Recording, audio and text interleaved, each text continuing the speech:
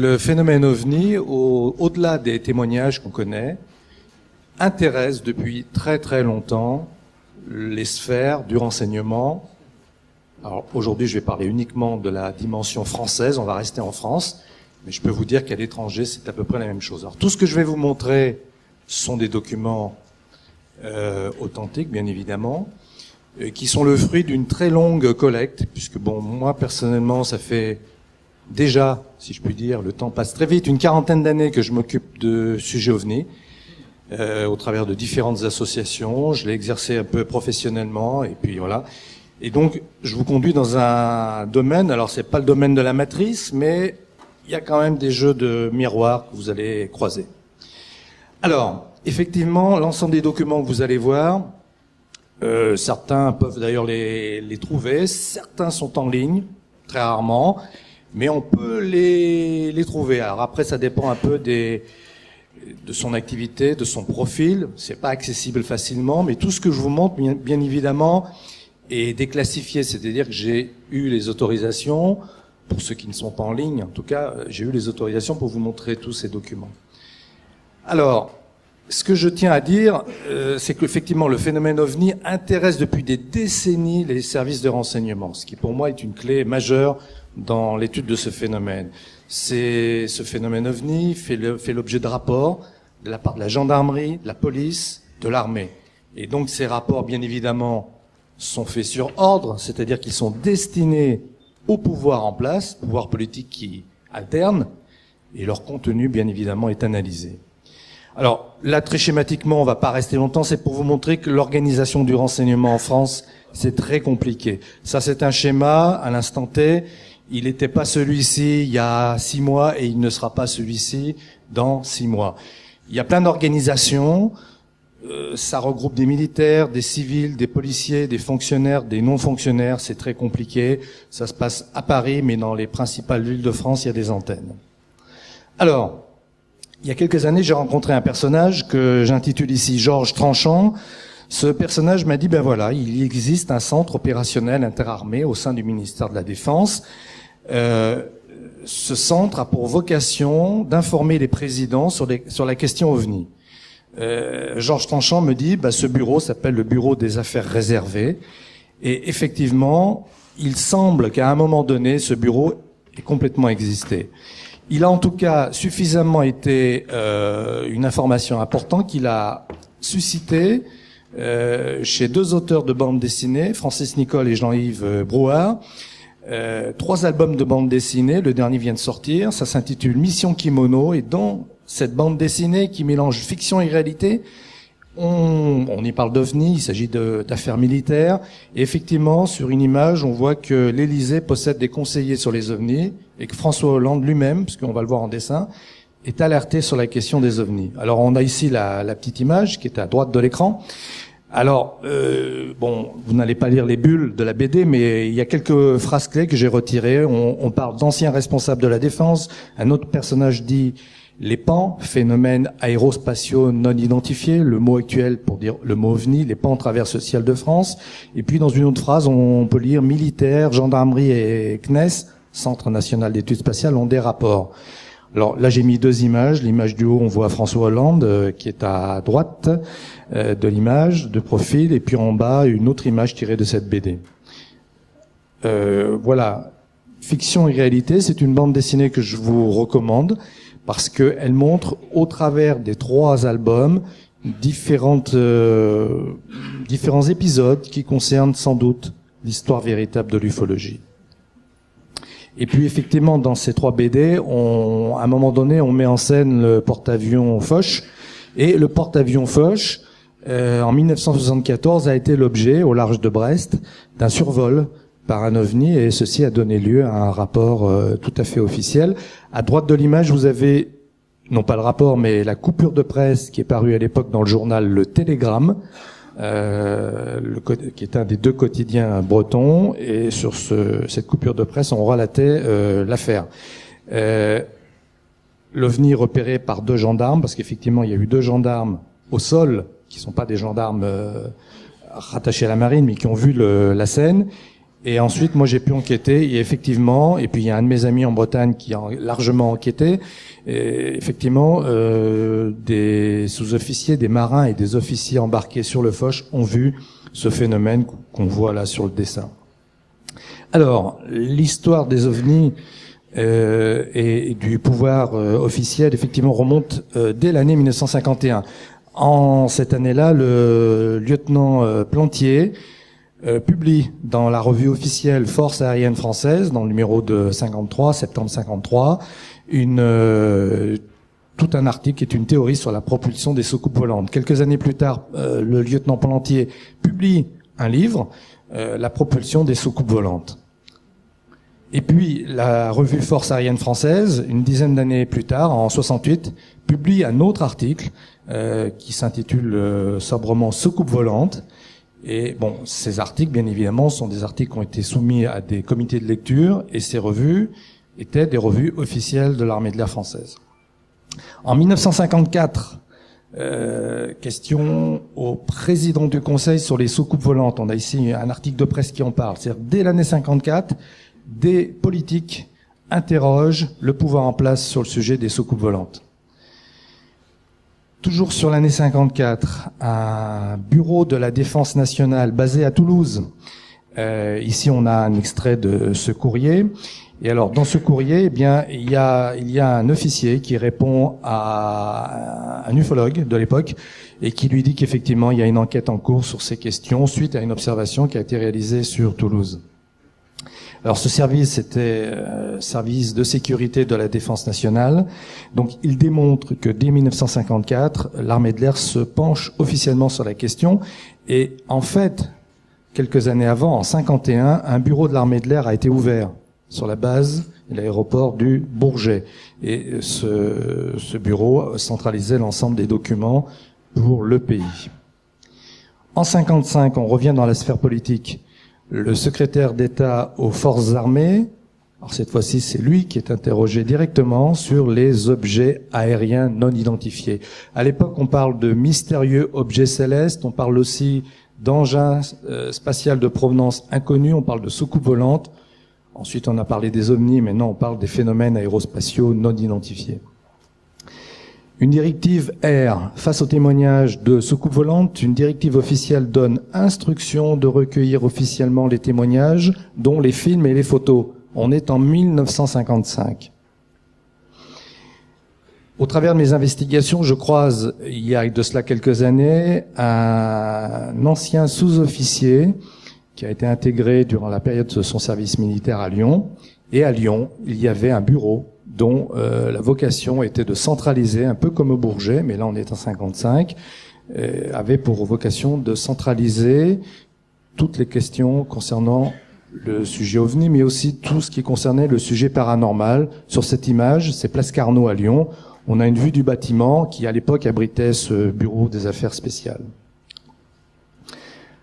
On fait un saut dans le temps, on est en 74, c'est intéressant de le noter parce que c'est la première déclaration ministérielle au monde, et ça se passe en France, d'un ministre, le ministre des Armées, Robert Gallet, qui, suite à une interview de Jean-Claude Bourret, fait une déclaration à l'AFP notamment, là on a la reprise de la dépêche, et bon, il dit beaucoup de choses dans l'interview qu'il accorde à Jean-Claude Bourret, mais ce qu'on peut retenir, s'il faut retenir deux mots, deux bouts de phrase, quelque chose d'inexpliqué concerne le sujet OVNI, et il précise il faut avoir une attitude d'esprit extrêmement ouverte. Mélange explosif, là c'est une drôle d'affaire. C'est le Canard enchaîné qui dévoile cette affaire. Bon, le Canard enchaîné est réputé comme étant un journal sérieux qui n'annonce pas de fausses nouvelles, qui n'annonce que des choses vraies. Et il explique qu'en 2003, une société d'audit réalise une étude sur la tour EDF de la Défense. Et lors de cette étude, un dossier confidentiel de 260 pages consacré aux ovnis y est trouvé. On est dans les bureaux d'EDF. EDF est une société qui est sous contrôle de l'État. OVNI, le secret américain, c'est le titre d'un documentaire qui sort le 24 avril 2001. Ici, on a l'affiche Ce film, vous pouvez le trouver en DVD, je vous le recommande. À mon avis, c'est un des meilleurs documents qui existent sur le sujet OVNI en France. Il a été diffusé à l'époque sur France 2. Ce qui est intéressant, c'est la manière dont ce film a été lancé. Il a d'abord fait l'objet d'une projection privée avant d'être diffusé sur France 2. La projection privée s'est passée au Sénat, dans la salle Clémenceau, avec 250 invités, en dehors de la projection presse. C'était pas une projection pour la presse, c'était une projection réservée à un certain nombre de sénateurs, de députés, de personnel de différents ministères et on va dire de personnalités tout à fait concernées. La SPAD, qui est écrit sur l'invitation, c'est le nom de la société de production. C'est la première fois qu'on présente un documentaire de cette manière. En 2008, j'intitule ça La levée progressive du secret. Canal+, dans son magazine Investigation, produit un documentaire OVNI quand l'armée enquête. Si vous avez l'occasion, alors ce documentaire n'est pas commercialisé, mais si vous avez l'occasion de le retrouver sur Internet ou auprès de quelqu'un qui l'aura enregistré, il faut le voir. Véritablement, l'armée, en cette année 2008, lâche des informations. On sent que les militaires ont reçu des instructions, mais on a vu que dans le temps, il y a déjà eu le pouvoir politique qui a déjà donné des feux verts. Donc, l'armée véritablement fait quelques révélations importantes, en tout cas admet publiquement dans ce documentaire, s'intéresser à la question des ovnis. Réunion discrète au RPR. Alors le RPR n'existe plus, le Rassemblement pour la République. En 94, ce mouvement politique a un club qui s'appelle le Club 89. À l'époque, son secrétaire général est Alain Juppé. Ce Club 89 organise, le 5 mai 94, au 45 de l'avenue Montaigne, une réunion qui se fait uniquement sur invitation, qui a pour objet de parler du sujet des ovnis. Officiellement, cette réunion n'a jamais eu lieu. Moi, je sais qu'elle a eu lieu parce que certains de mes amis étaient présents. Crop Circle, Valence, été 2008. Alors, cette affaire est assez intéressante, même totalement intéressante. Les histoires de Crop Circle, il y en a très très peu en France. Je dirais qu'il y en a de l'ordre d'une dizaine, alors que en Angleterre, c'est par centaines, pour pas dire par milliers, que ces affaires se présentent. L'affaire de Valence, à gauche, extrait du Dauphiné, vue aérienne. Moi, je suis allé sur les lieux. J'ai fait notamment une série de photos, celle qu'on voit à droite. Moi, je ne sais pas si cette affaire a un rapport avec directement le sujet OVNI. Certains ont émis l'hypothèse que les crop circles seraient en fait des fabrications orchestrées par les militaires à partir de prototypes de nouvelles armes. Ce qui est sûr, c'est que le champ où s'est passée cette affaire de crop circle est à vol d'oiseau à 3 kilomètres d'une société qui travaille pour la défense nationale, qui s'appelle Sagem Sécurité. Donc, je pose la question, est-ce que Sagem Sécurité n'aurait pas fait une expérience qui aurait donné ce crop circle, cet ensemble de cercles qu'on voit à gauche? Pour vous donner quand même une échelle des tailles, le champ l'ensemble des cercles s'étale sur environ 170 mètres sur 40 de large. Chaque cercle faisait 10 à 12 mètres de diamètre. C'est apparu en l'espace de quelques heures. La veille au soir, il n'y avait rien. Le lendemain matin, aux aurores, l'agriculteur qui exploite ce champ a découvert ces choses, une série de cercles et puis la lettre gamma que l'on voit ici, la lettre gamma, et puis ici un sigle qui n'a pas été identifié. OVNI sur l'Élysée, point d'interrogation. Je ne sais pas ce qui s'est passé le 20 novembre 82 à 7 heures. François Mitterrand était président, il n'était pas présent dans le palais de l'Élysée. 2 hélicoptères noirs survolent le palais. C'est le journal Minute qui révèle les faits. Et un commandant de police établit une synthèse. 3 fonctionnaires de police sont témoins.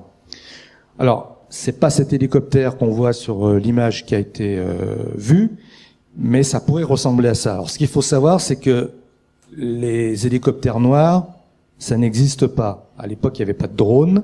Les hélicoptères ont toujours un marquage, au moins une cocarde bleu, blanc, rouge, au plus un sigle, gendarmerie, sécurité civile, armée de terre, il y a tout un tas de marquages. Là, il n'y avait rien, et on a sur la droite l'image du jardin où s'est passé ce survol. Je ne sais pas de quoi il s'agit. Est-ce que ça a un rapport avec les ovnis? J'en sais rien. Ce qui est sûr, c'est que François Mitterrand, très curieusement, s'intéressait à la question OVNI.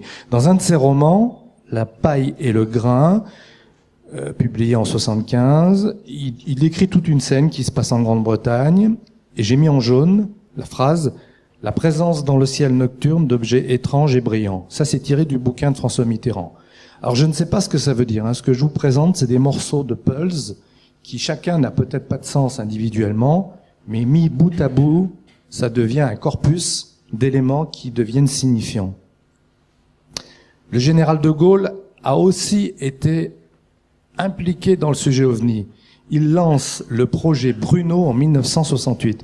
Le général de Gaulle avait eu connaissance d'une très importante observation qu'on retrouve sur Internet qui se passe en 54 à Tananarive.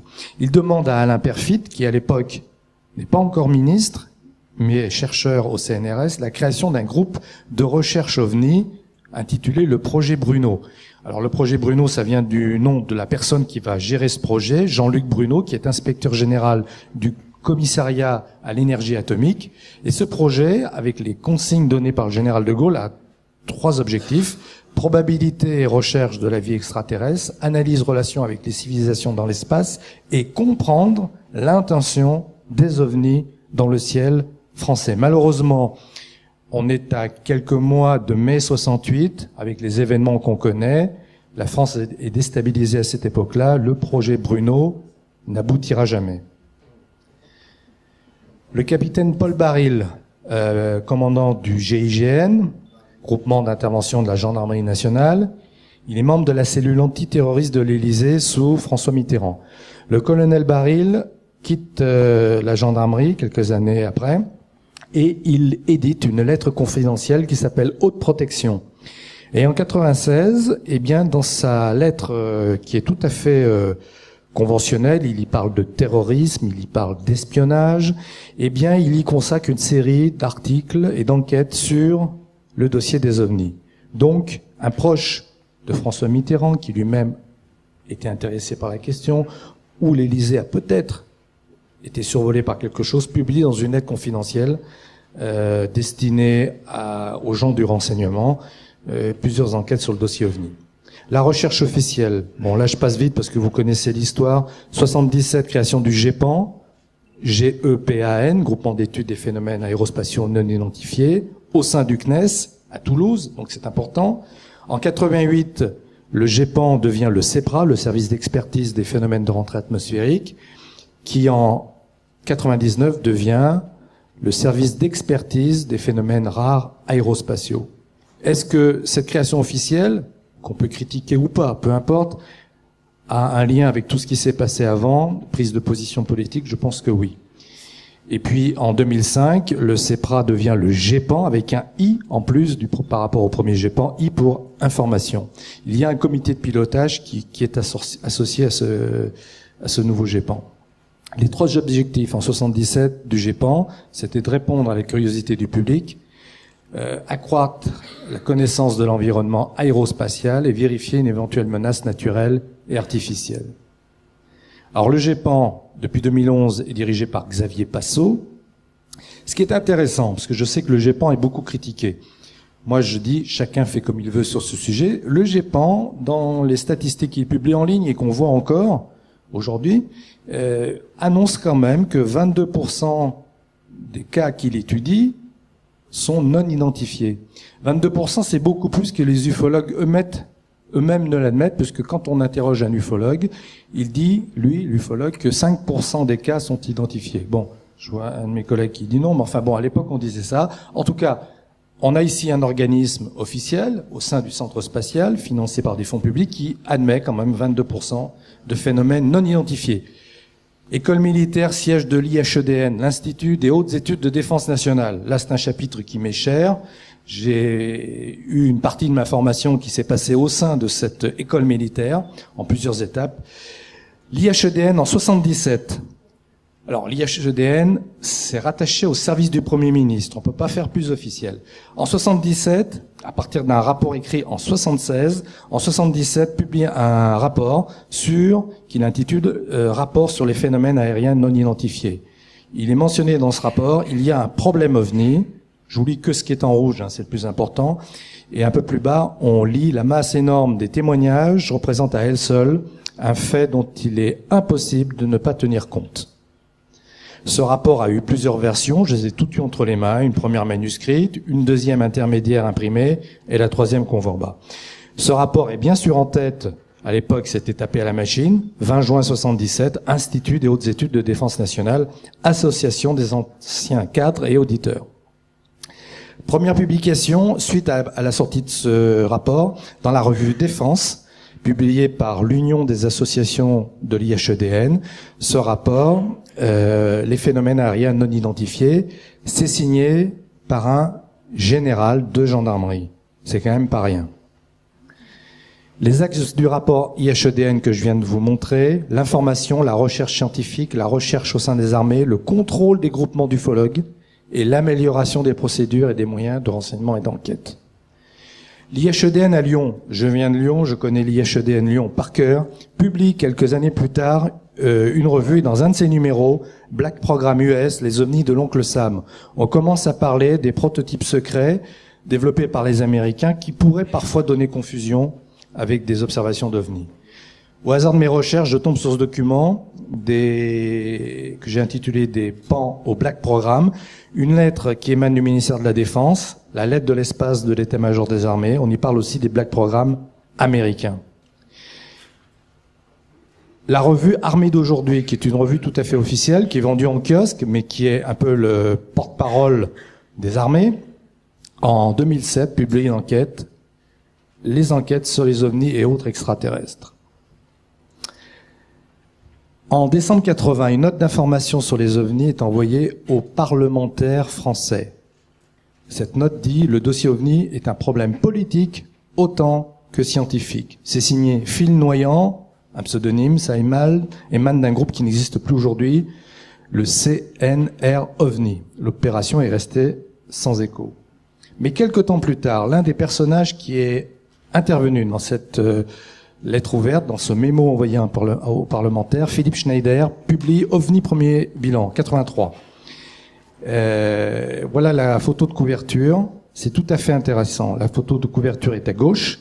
Et on trouve en fait la même image en noir et blanc dans certains dossiers, et c'est marqué Gendarmerie nationale. Donc il semblerait que ce document soit une photo qui ait été récupérée par les gendarmes au travers d'une procédure. Ce qui est sûr, c'est que moi j'ai eu l'original de cette photo. À cette époque-là, ça m'avait été envoyé par la Belgique. Et effectivement, là, la reproduction est de moins bonne qualité. L'original est tout à fait surprenant. Alors, différentes dates sont publiées sur le moment où cette photo aurait été prise. On ne sait pas trop. Ce qui est sûr, c'est que c'est Philippe Schneider qui la rend vraiment publique. Et Philippe Schneider a écrit une thèse sur l'information militaire. Est-ce qu'il a voulu faire passer un message? C'est possible. La photo a été prise sous la pluie, en bordure de route, par un témoin qui était assis à côté de quelqu'un qui conduisait. Cette photo me paraît être l'une des photos les plus intéressantes que l'on ait en France sur le sujet OVNI. La lettre de Charles Hernu. À l'époque, Charles Hernu n'est pas encore le maire de Villeurbanne, il est ni ministre, il est député. Le CNR OVNI fait une demande de dépôt de questions écrites auprès du Premier ministre et passe par les parlementaires. Fin de non-recevoir. Charles Hernu répond, entre autres, on a la lettre à droite, « Je dois avouer mon embarras » et l'affaire est classée. Il ne donne pas suite. 81, campagne présidentielle. Plusieurs politiques prennent position et le journal Conscience se comprendre, OVNI Réalité, publie, qui est un journal ufologique qui n'existe plus non plus, publie quelques prises de position, dont celle de Jacques Chirac, qui, en substance, dit qu'il faut, sur le sujet OVNI, une solution dans l'amélioration de la recherche. Alors, c'est un thème très général, ça fait un peu langue de bois, mais quand même, bon, il admet, il a répondu. Si ça lui avait paru complètement farfelu, il n'aurait pas réagi à ce journal. Il a répondu. 95, déterminant. Les militaires étudient le sujet et publient ce document qui a été décrié. Moi, je l'ai lu, j'ai rencontré des gens qui ont participé. C'est un document sérieux. Implication militaire du phénomène OVNI, c'est publié par la direction du renseignement militaire, sous-direction armement prolifération. Alors, en 95, ce document Implication militaire du phénomène OVNI conclut: il serait dangereux de nier les témoignages OVNI sous prétexte qu'ils se rapportent à des choses apparemment extraordinaires. Le secrétariat général de la Défense nationale, document qui a été décrié, je vais vous le montrer après. Ce document, je l'ai fait analyser à l'époque par des officiels du renseignement. Il a été considéré comme authentique, marqué même par le secret défense. Depuis, il est passé dans le domaine public. On y évoque une direction d'analyse au sein du renseignement français, technologie et transfert sensible. Voilà cette note. Donc, le secrétariat général de la Défense nationale est rattaché au Premier ministre. La note est décriée, mais jugée authentique par certains. 98, les ovnis et la défense. À nouveau, on reparle de l'IHEDN, le rapport Cometa. Plusieurs versions de ce rapport. À droite, en photo, la première version qui est rendue publique et qui est vendue en kiosque. Ensuite, ce rapport Cometa fait l'objet de 2 publications sous forme de bouquins. Et dans ce rapport, il y a une photo tout à fait insolite, prise en 71 au Costa Rica. C'est un document qui a été longuement analysé par plusieurs experts, dont François Louange, qui est un des consultants du GEPAN. Ce document est pris par un satellite et montre un objet qui rentre dans un lac. Les membres du Cometa, je vous passe très vite, il y a des généraux, des docteurs d'État en sciences politiques, un ingénieur général de l'armement. Enfin, on n'a que des gens qui sont des gens sérieux, et c'est présidé par le général Letty, qui est un ancien auditeur de l'IHEDN. Les recommandations du Cometa: informer les prenants de décision sur le phénomène OVNI, renforcer les moyens d'enquête, considérer si les agents s'occupant de surveillance spatiale doivent appréhender la détection d'OVNI, créer un comité stratégique, prendre des mesures diplomatiques. Les conclusions du rapport Cometa, tout ce qui est plus officiel: l'hypothèse extraterrestre est de loin la meilleure hypothèse scientifique. Le Cometa conclut à la réalité physique quasi certaine des objets volants totalement inconnus aux performances et vols au silence remarquable. Défense nationale et OVNI. Le site de l'IHEDN à Lyon publie en 2013 une interview de Xavier Passot qui dit: plusieurs entités de la défense nationale interviennent dans le fonctionnement du GEPAN pour l'étude des phénomènes aérospatiaux non identifiés. 2013 aussi, une année où s'est passé beaucoup de choses, le magazine de la réserve de la gendarmerie publie une enquête sur le dossier OVNI. On y parle d'un protocole d'accord entre la gendarmerie et le CNES. Sur 2 pages, tout est détaillé. On a ici ces 2 pages. Il y a aussi, au sein de la gendarmerie, un laboratoire qui, de temps en temps, peut intervenir sur le sujet OVNI. C'est l'Institut de recherche criminelle de la gendarmerie. On a ici une photo qui a été prise vers l'an 2000. On voit cet objet, la photo n'est pas retouchée, c'est une espèce de figure géométrique creuse qui est en vol. En 2007, le CNES met en ligne tous les rapports OVNI qu'il possède. C'est un scoop mondial qui donnera lieu à des centaines de reprises dans la presse au plan international. Quelques sources officielles, principalement pour l'étude des OVNI, les rapports de gendarmerie et les rapports de police. Mais on a aussi l'aviation civile, et puis on a aussi l'armée de l'air, à droite. Ici, une planche tirée d'un rapport de gendarmerie, fin des années 70, une photo, visiblement un objet assez gros, qui évolue près du sol. Les autorités contrôlent les associations ufologiques. Effectivement, dans une note de la gendarmerie, il y a une mise en garde contre les agissements de certaines associations ufologiques. Ça apparaît au niveau de la flèche bleue. Trans-en-Provence, une affaire que tous les ufologues connaissent. Le premier enquêteur qui enquête sur cette affaire, des traces au sol, un objet qui semble s'être écrasé, comme en perte de vitesse, eh bien c'est un ancien des services secrets.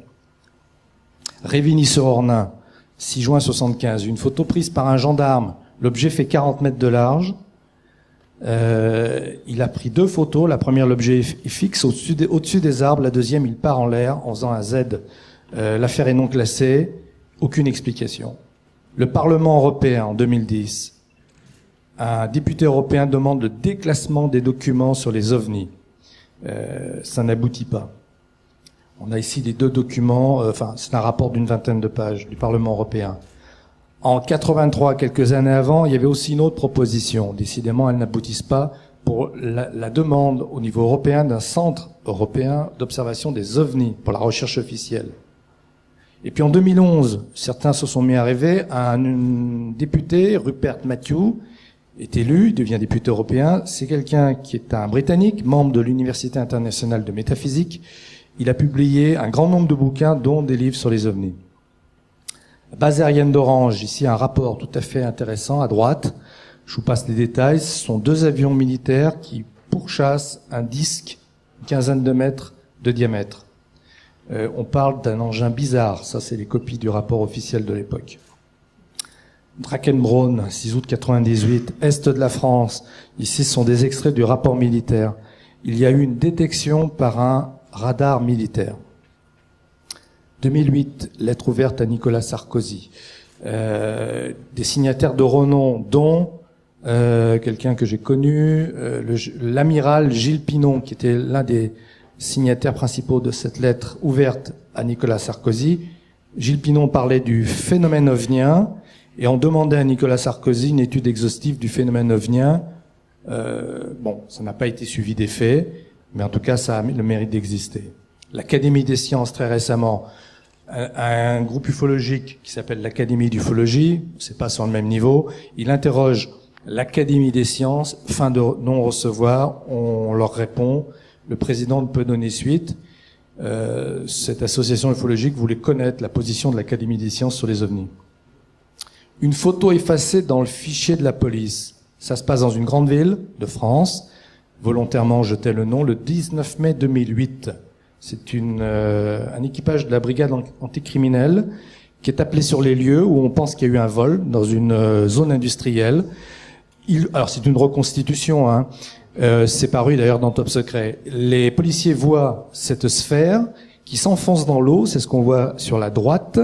Ils font une photo, ils font une main courante dans la nuit, ça se passe vers 11h, 23h. Ils font une main courante. La photo est transmise au fichier. Le lendemain matin, le responsable de l'équipage est appelé. La main courante a été effacée du fichier de la police et la photo a disparu. Mais dès les années 50, il y a des choses officielles qui circulent. Donc là, je sors un peu du cadre français. Là, une page tirée d'un protocole de l'armée américaine, entouré en rouge. On a un ovni, une petite soucoupe au-dessus d'un avion. Ça fait partie des différentes menaces qui pouvaient être perçues par les militaires américains dès 1950. Témoignage du président Carter, l'un des présidents américains. On ne sait pas bien ce qu'il a vu, mais en tout cas, il avait témoigné à l'époque auprès d'un groupement ufologique. C'était bien de sa part. Il l'a fait en tant que gouverneur. Un défi pour la science, une très belle photo que j'aime bien. Je la laisse à votre regard. Elle est belle. Événement en 2002. L'encyclopédie du renseignement et des services secrets, écrit par Jacques Beau. Jacques Beau est un ancien membre des services de renseignement suisses. 750 pages. Et dans son livre, il y a un paragraphe sur la logistique des ovnis. Effectivement, il y parle officiellement. Alors, c'est pas un livre d'ufologie, hein, c'est un livre sur les services de renseignement. Il parle de la zone 51. Elle abriterait des restes d'ovnis. Je termine.